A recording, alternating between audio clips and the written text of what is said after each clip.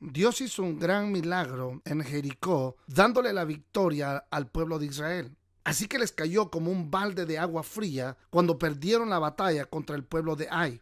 ¿Qué pasó? ¿Dónde estaba Dios? ¿Dónde quedaron sus promesas? Ellos habían entrado con el pie derecho a la tierra prometida. Estaban gozando del favor de Dios y de la victoria. Pero algo salió mal e hizo que Dios quitara su bendición. Dios le dice a Josué que el pecado fue la causa de la derrota. El pueblo tenía que haber apartado todo el botín para Dios, pero un hombre llamado Acán se quedó con algo del botín para sí mismo.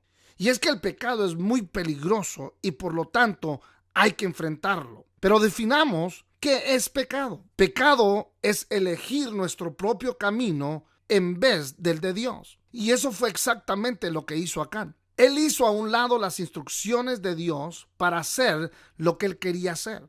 Al igual que nosotros, Dios dice una cosa y nosotros elegimos otra, ya sea con nuestras acciones o actitud.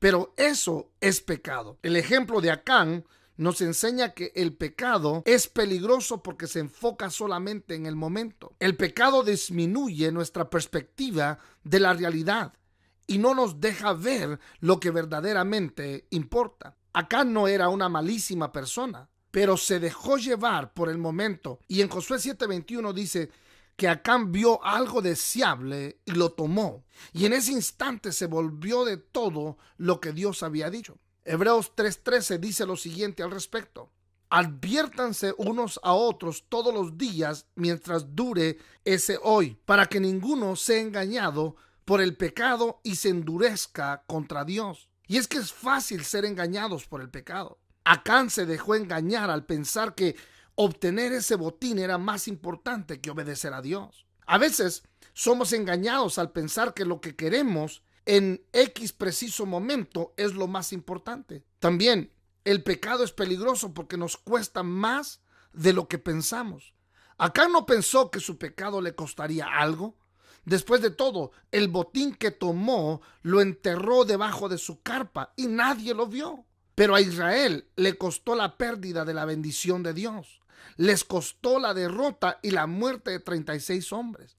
Y finalmente en Josué 7:25 vemos que el pecado de Acán le costó su vida. Aunque queramos ignorar las consecuencias del pecado, no se puede. El pecado siempre es una trampa. Gálatas 6:7-8 dice: no se dejen engañar. Nadie puede burlarse de la justicia de Dios. Siempre se cosecha lo que se siembra. Así que si plantamos pecado, cosecharemos destrucción y muerte.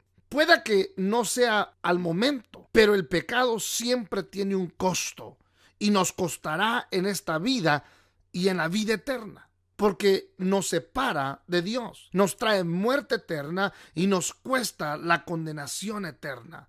Pero la buena noticia es que podemos ser restaurados del pecado. Es verdad, Acán pagó el precio final, pero el pueblo fue restaurado. Verso 26 dice: así el Señor dejó de estar enojado. Podemos ver que cuando enfrentamos el pecado y lo desechamos, las cosas vuelven a la manera que tienen que estar entre Dios y su pueblo. Y una vez más, Israel volvió a experimentar el favor de Dios, su bendición y la victoria. Dios también nos da a nosotros una solución para ser restaurados de nuestro pecado. No tenemos que morir como Acán, porque Jesús murió en nuestro lugar. Romanos 5:8 dice: pero Dios mostró el gran amor que nos tiene al enviar a Cristo a morir por nosotros cuando todavía éramos pecadores. Así que puedes volver cada vez que decides seguir tu propio camino en vez del de Dios. Pero comienza con la valentía de aceptar tu pecado y de reconocer que estás mal.